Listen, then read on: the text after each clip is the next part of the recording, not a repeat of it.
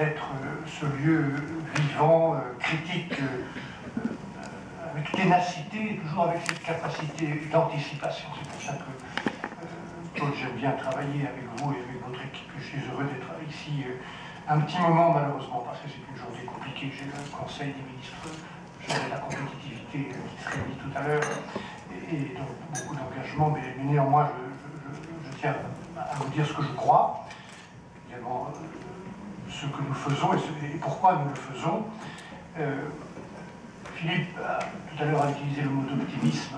Quand on regarde l'état de la société, la colère de beaucoup de gens, la situation sociale, parfois la désespérance dans beaucoup de pays, est-ce qu'il y a des raisons d'être optimiste?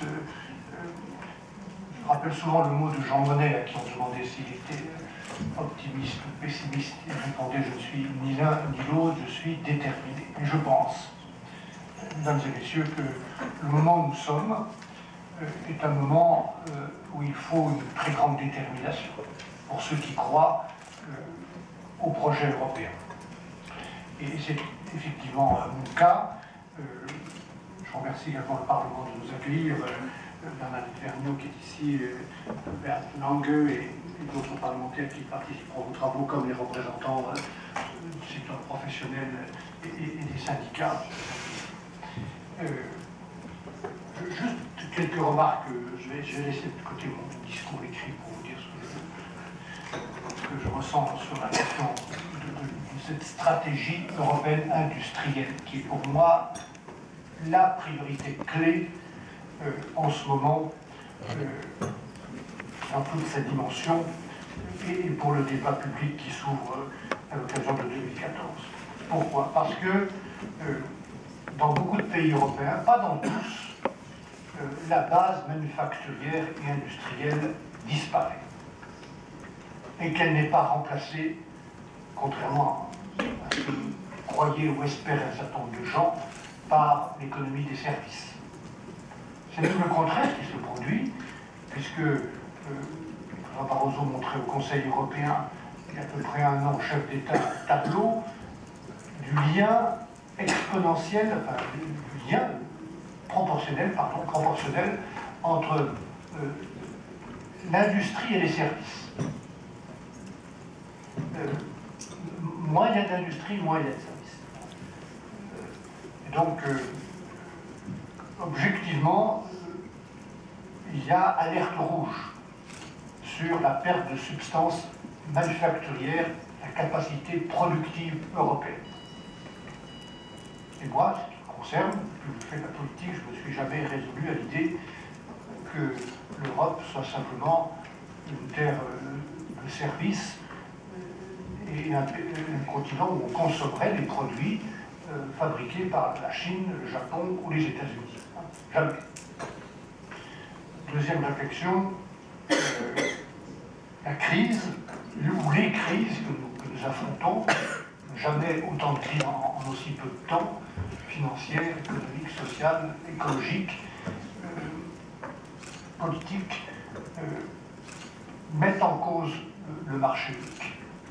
Au moment même où nous avons besoin de ce marché unique, parce que c'est la bonne dimension dans le monde d'aujourd'hui, y compris, et d'abord sur la question industrielle, pour apporter les bonnes réponses. Il n'y a pas, face aux enjeux du monde d'aujourd'hui, de bonnes réponses qui soient strictement nationales. Un des anciens collègues, Chris Patten, faisait une conférence un jour sur le thème la défense de l'intérêt national doit-elle être seulement nationale? Moi, je ne le crois pas. Aujourd'hui, dans le monde tel qu'il est, s'agissant de l'industrie et d'autres enjeux comme l'écologie, la réponse doit être européenne.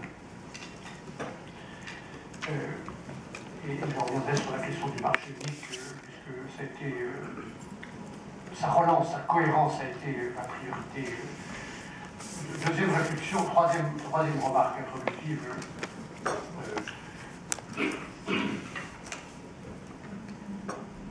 La relance ou la croissance ne viendra pas d'une réponse budgétaire.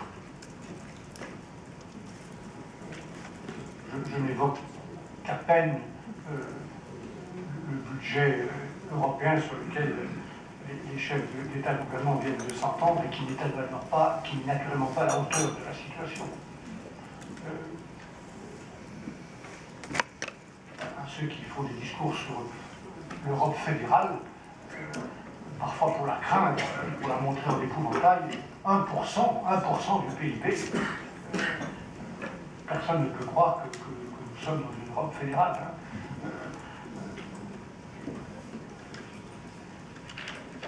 Et les budgets nationaux sont également en restriction.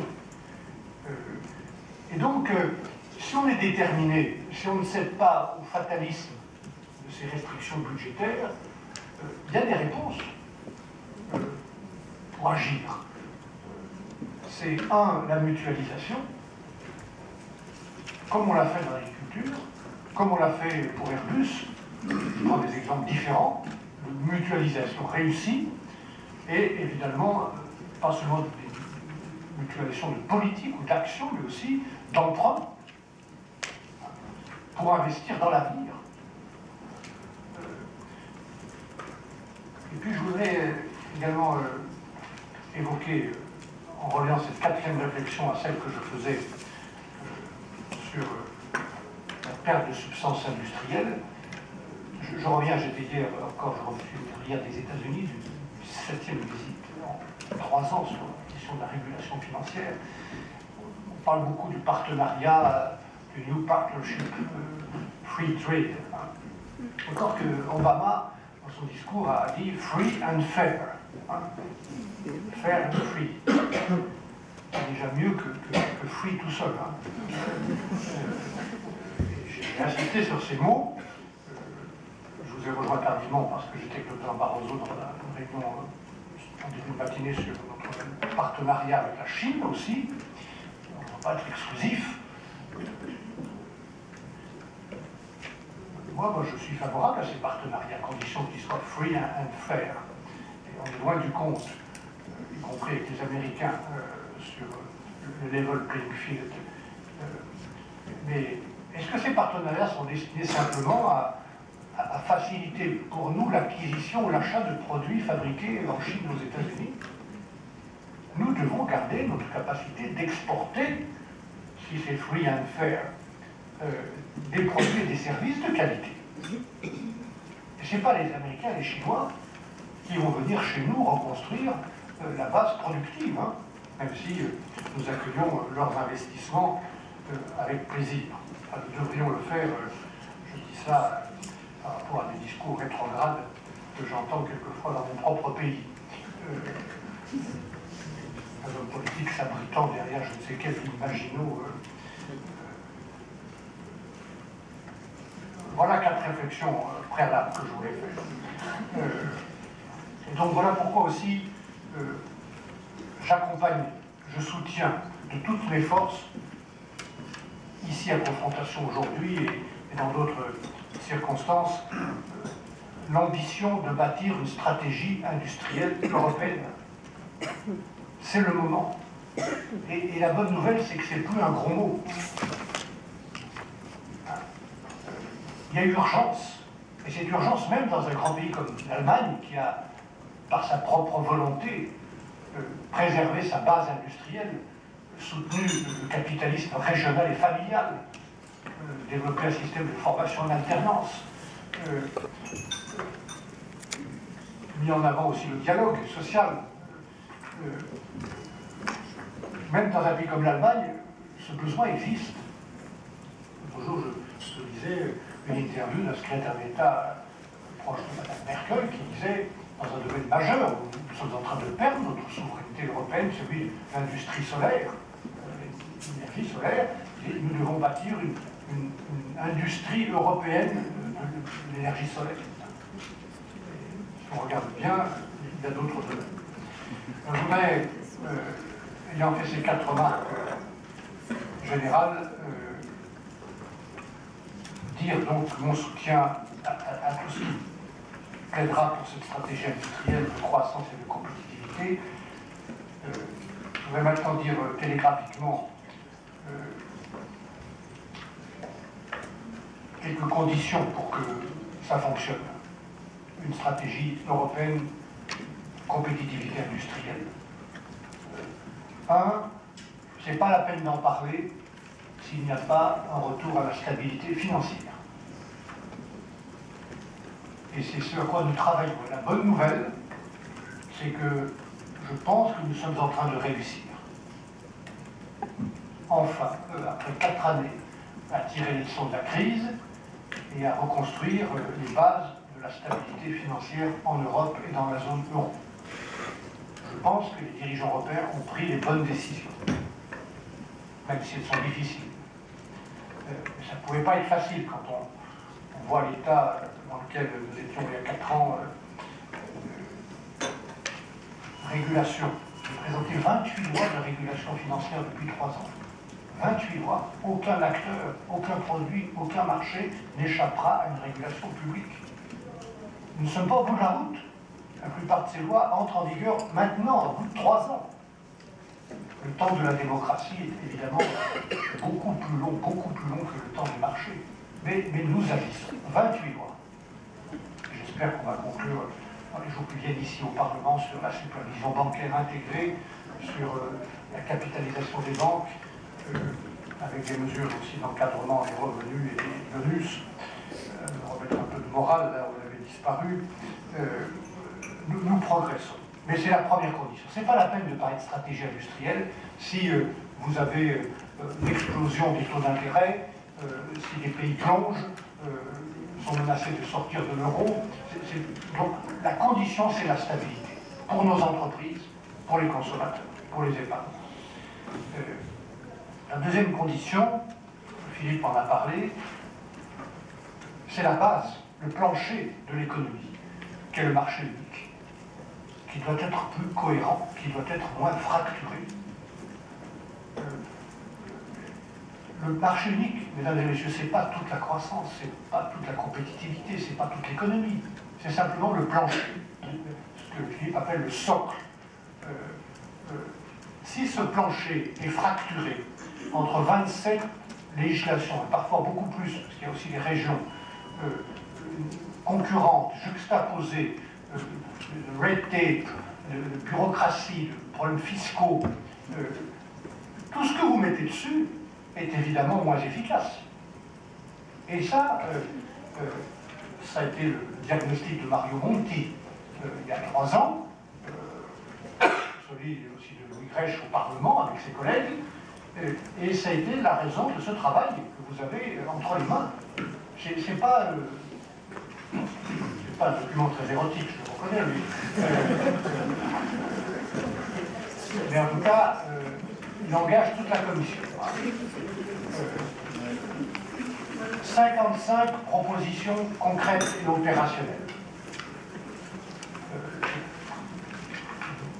Dizaines de commissaires qui travaillent ensemble. On dirait que ça paraît normal, c'est pas toujours évident. Hein. Et on a travaillé ensemble à ce Single Market Act 1, 2, bientôt 3 sans doute, de manière extrêmement précise, en regardant de manière méthodique où se trouvaient les blocages. Comment améliorer la mobilité, l'innovation, mieux utiliser les marchés publics, renforcer le marché unique digital, encourager un secteur auquel je crois beaucoup, qui est l'entrepreneuriat social. Et vous avez tout ça dans ce tableau. Et nous délivrons. Là aussi, j'appelle votre attention, mesdames et messieurs, sur le temps qu'il faut. 55 de ces propositions sont sur la table du Parlement et du Conseil des ministres. Pour la plupart, elles sont déjà sur la table. Il faut entre 12 et 18 mois entre une proposition de la Commission et son adoption. Et après, il faut encore des applications techniques. Je me suis battu pendant 2 ans sur le brevet. Aujourd'hui, ici à Bruxelles, nous avons signé l'accord international sur la juridiction unique du brevet. Et probablement l'année prochaine seulement, nous délivrerons, j'espère avec PME, le premier brevet européen qui coûtera enfin 2500 € au lieu de coûter 25 000 €, comme c'est le cas aujourd'hui quand on veut se protéger dans toute l'Union européenne. Voilà. Ça, c'est un travail patient que nous allons continuer, probablement en imaginant le Single Market Act 3 prioritairement axé sur le marché unique digital. La troisième condition pour que ça marche, là je vous rappelez que je ne suis pas un super technocrate européen, même si j'ai beaucoup de respect pour les technocrates, on en a besoin. Je pense simplement que quand à Bruxelles, comme dans d'autres capitales, les technocrates prennent le pouvoir, c'est que les hommes politiques leur ont laissé le pouvoir. Donc moi je suis un homme politique. Et je veux assumer mes responsabilités. Et ce que je veux dire comme condition, comme troisième condition pour bâtir une politique industrielle, c'est que il n'y a pas de politique volontariste et commune si on en reste au règne de la dérégulation, du laisser-faire et de l'autorégulation. Ce n'est pas possible. Et moi, je suis revenu à Bruxelles pour que ça change. Je l'ai dit au président de la République française quand il m'a nommé, je l'ai dit à M. Barroso quand il m'a proposé ce poste de commissaire au marché intérieur. Je ne suis pas venu, je ne suis pas revenu à Bruxelles pour subir ou accepter cette ligne ultra-libérale qui a conduit à la dérégulation générale, participant d'ailleurs à un mouvement mondial depuis les années 90 et dont nous n'avons pas fini de payer les conséquences. Si nous voulons une politique industrielle, il faut du volontarisme public associé à un volontarisme ou accompagnant ou soutenant un volontarisme privé. Ça ne peut pas se faire dans la dérégulation générale et dans l'ultralibéralisme ou cette caricature du libéralisme auquel on a assisté depuis 20 ans. Tout ce que nous faisons sur la mise en œuvre de l'agenda du G20, tout ce que nous faisons dans le domaine de la régulation, voire du marché unique, s'inspire de cette volonté de revenir aux fondamentaux de l'économie sociale de marché compétitive. Mais une économie sociale de marché compétitif du XXIe siècle, pas du XXe siècle. Enfin, la quatrième condition, c'est qu'on regarde bien la réalité de l'Europe aujourd'hui, si on veut parler de politique industrielle, la photographie objective de nos écarts de compétitivité entre les 27 pays de l'Europe. Bien comprendre ces écarts entre les régions ou entre les États, et regarder pourquoi ça marche mieux dans certains pays ou dans certaines régions que dans d'autres. Pourquoi le dialogue social fonctionne dans certains pays et pas dans d'autres. Pourquoi dans des pays qui marchent mieux, on a donné la priorité à la recherche, à l'éducation, à la formation, plutôt qu'à faire des routes. Nous sommes en train de faire, et c'est un des objets du semestre européen, c'est pour ça que j'ai voulu, d'ailleurs Philippe et moi-même nous en avions parlé dès le début, que le semestre européen ne soit pas seulement un exercice de régulation, de surveillance budgétaire consistant à taper sur les doigts comme on est obligé de le faire, c'est notre rôle, et c'est pas facile, il faut bien qu'il y ait un gendarme quelque part, de ceux qui ne respectent pas le règlement de copropriété de l'euro. Mais on doit accompagner ça par un agenda de croissance et de compétitivité. Et donc, mon collègue Irène, et je le remercie, a soutenu cette idée que dans le semestre européen, il y ait un chapitre important, qui va d'ailleurs de mon point de vue devenir le plus important, pour la compétitivité, pour la croissance et pour la réduction des écarts de compétitivité entre les pays ou les régions. C'est aussi pourquoi, Philippe, je regrette aussi la faiblesse du budget européen. Parce que dans ce budget européen, il y a une politique qui est très attachée. Ce n'est pas la politique agricole seulement, hein. C'est la politique régionale, qui est l'outil, si on veut bien l'utiliser correctement, pour réduire les écarts de compétitivité. Le train européen, il ne va pas marcher si la moitié des wagons tirent en arrière. Et donc quand j'ai rénové cette politique déjà il y a 7 ans, comme commissaire européen à la politique régionale, j'avais essayé de la lisbonniser, pour la sauvegarder alors que certains voulaient la démolir. J'ai le souvenir très précis de ceux qui voulaient démolir cette politique régionale pour la réduire à un charity fund. Hein. C'est pas ça. On doit la garder si elle a un sens pour aider les régions à être dans le train qui marche en avant en matière de croissance, d'éducation, de recherche et de compétitivité. Voilà. C'est le moment de retrouver l'ambition industrielle du tout début, de la CECA. C'est le moment d'avoir cette volonté de bâtir cette politique industrielle au XXIe siècle, orientée vers ce que nous avons appelé les Key Enabling Technologies. Et là aussi, Philippe l'a dit, les lignes bougent, mesdames et messieurs. C'est pour ça que, sans être optimiste, on a des raisons d'agir. Mon collègue Tajani a demandé ce rapport à un groupe d'experts animé par M. Terme sur les Key Enabling Technologies. C'est la première fois que nous avons enfin, sur la question industrielle, à l'intérieur de la Commission, un outil qui identifie de manière lumineuse les 7 ou 10 technologies que nous sommes en train de perdre, faute non pas de protection, et encore moins de protectionnisme, faute d'investissement collectif, faute de recherche, faute d'innovation, faute de soutien à nos entreprises.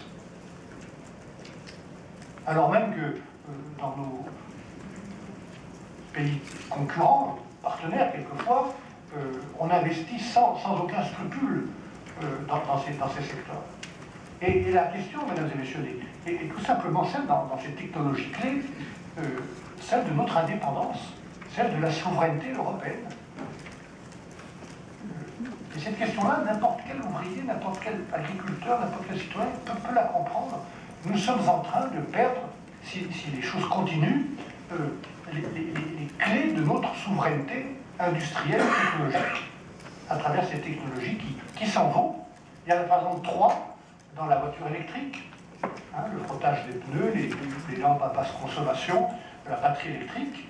On pourrait multiplier les exemples, les nanotechnologies et d'autres, où, faute d'investissement, la bonne protection, c'est l'investissement. C'est de mobiliser ensemble des moyens privés et publics dans des secteurs qu'on juge stratégiques. On a en face cette photographie, et c'est la Commission qui l'a faite. Alors, je veux qu'elle en fasse d'autres, d'ailleurs, j'en dirai un mot dans un instant. Et donc, à partir de ça, moi, M. Tajani a présenté cette communication en octobre 2012 sur la politique industrielle, et ça, c'est aussi un bon point. Et moi, je mène avec Tajani et d'autres de mes collègues un travail dans un secteur improbable pour la Commission, mais très important pour l'économie, qui est celui des industries de défense. Nous avons créé, à notre initiative, une task force pour la première fois avec 10 directions générales de la Commission qui travaillent ensemble sur ce secteur pour créer l'écosystème en matière de normes, de standardisation, de certification pour que les industries de défense puissent se bâtir au niveau européen. Voilà. Je voudrais télégraphiquement maintenant, sans rentrer dans les détails, évoquer 6 chantiers à partir de ces convictions, de ces conditions, de cette photographie pour donner corps à cette stratégie de compétitivité industrielle. Le premier chantier est celui de l'innovation. Il est absolument vital. Voilà pourquoi j'ai donné la priorité au brevet européen. Voilà pourquoi nous avons également, le vote est presque acquis, créé un passeport européen pour le capital risque. Et naturellement, s'agissant de l'innovation, il y a aussi ce travail que j'encourage, même s'il est timide, mais j'aimerais qu'on soit plus volontariste, de mutualiser une partie des politiques nationales de recherche. Pourquoi on était capable de faire ça en matière d'agriculture, mais qu'on n'est pas capable de le faire en matière de recherche? Alors naturellement, la bonne réponse, je crois, en partie, elle est dans pourquoi faire. Et c'est aussi là le rapport de Jean Terme sur les Key Enabling Technologies est très important. Parce que si on a identifié préalablement, et on vient de le faire, des sujets clés où stratégiquement nous sommes en train de perdre notre indépendance, si la volonté est de ne pas perdre notre indépendance, alors on a des sujets sur lesquels on doit mutualiser la recherche privée et publique dans ces secteurs. Lié à cela, il y a quelque chose que les Américains font beaucoup mieux que nous, qui est de créer des réseaux, d'encourager par tous les moyens la mobilité des gens et des idées. Quand on va dans la Silicon Valley, on voit bien que la clé, c'est cette mobilité des idées. C'est pour ça que je trouve intelligent la priorité qui est donnée à l'Institut européen de recherche, qui travaille justement en réseau et en cluster, et également le travail que nous faisons de standardisation, de développement de standards mondiaux, comme nous l'avons fait dans les années 90 avec le GSM, et qui doit être multiplié dans d'autres domaines. La bataille de la normalisation, de la standardisation doit être aussi une bataille que les Européens doivent mener quand on parle d'innovation. Autre chantier, la création de filières intégrées, mais cela est lié aux secteurs sur lesquels il y a ce risque de perte d'indépendance, et qu'il s'agit du véhicule du futur, de l'hôpital numérique, des habitations à faible consommation énergétique. Voilà des secteurs où il y a l'exigence de filières intégrées. Il y a la question du financement de tous les investissements stratégiques. C'est aussi pourquoi je lance dans quelques jours ce livre vert sur l'investissement de long terme.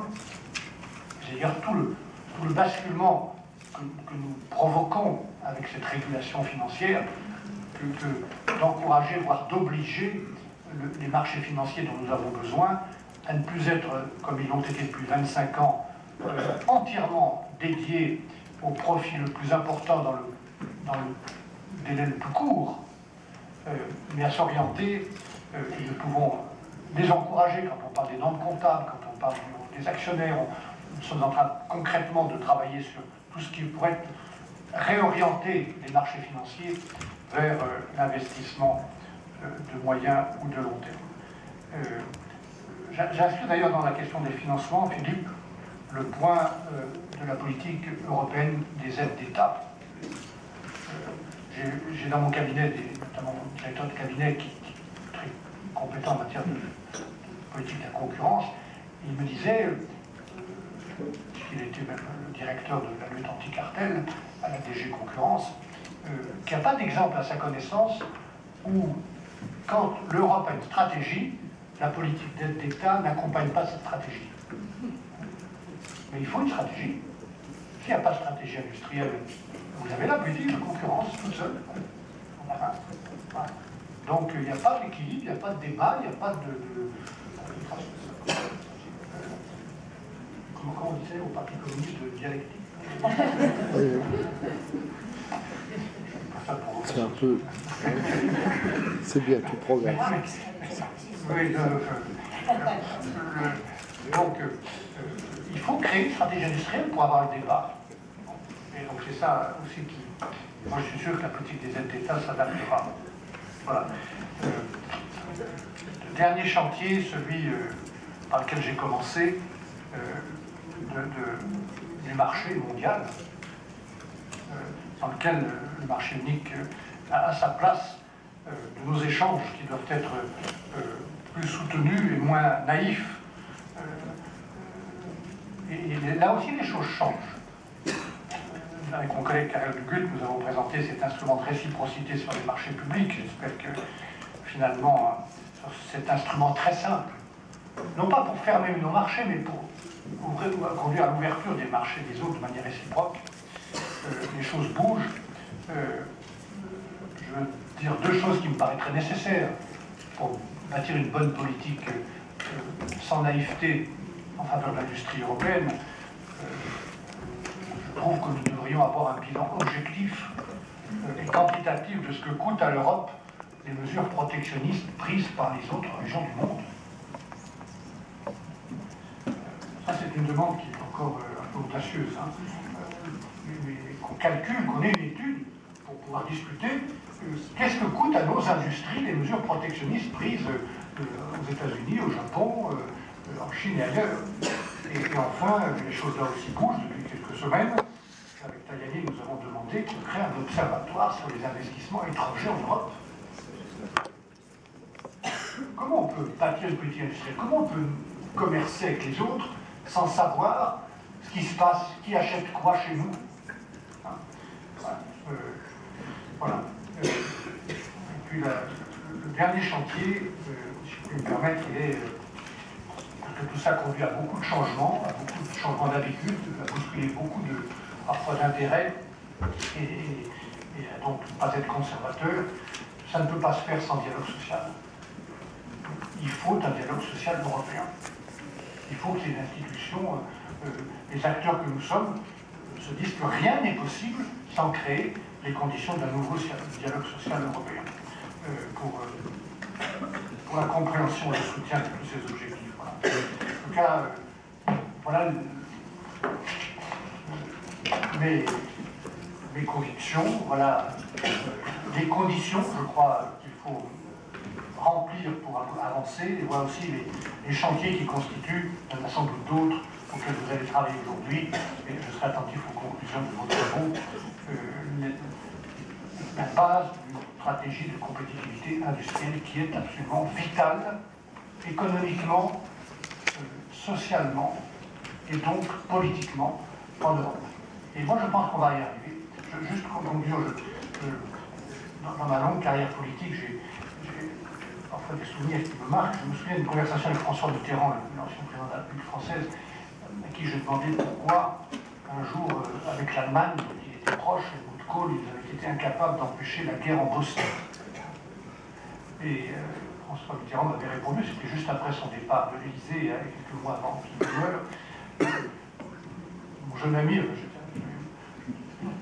pas si jeune que ça, mais il était plus vieux que moi, mon jeune ami, ne soyez pas naïfs. Voilà des siècles que nous sommes, nous Français, avec les Serbes, et que les Allemands sont avec les Croates. Je dis ça, Monsieur le Président, je sais bien, nous sommes avec les Serbes historiquement, les Allemands avec les Croates. Mais qu'est-ce que ça veut dire au XXIe siècle? Nous étions en 95, dans 5 ans, sauf pour vendre des téléphones et des voitures. Et mesdames, messieurs, je pourrais dire la même chose aujourd'hui, même à propos des téléphones et des voitures. Je veux dire, dans le monde d'aujourd'hui, et Mme Merkel le disait l'autre jour avec beaucoup de lucidité et de force, si on ouvre bien les yeux grands ouverts sur ce qui se passe dans le monde, sur la montée de l'Asie, sur la puissance américaine qui redémarre, il faut bien regarder le monde les yeux ouverts lucidement. Si nous ne sommes pas ensemble, nous sommes foutus. Voilà ce que je pense, pour parler vulgairement, pas tant que ça, mais nous sommes foutus. Nous sommes définitivement sous-traitants et sous influence des Chinois, et des Américains, des Russes ou des Japonais. Et moi, j'ai pas envie que l'Europe soit sous-traitante ou sous influence. Donc la question, même pour les bagnoles, les téléphones, et l'armement et plein d'autres sujets, c'est d'être ensemble et de bâtir cette stratégie industrielle européenne. Voilà, merci de votre attention.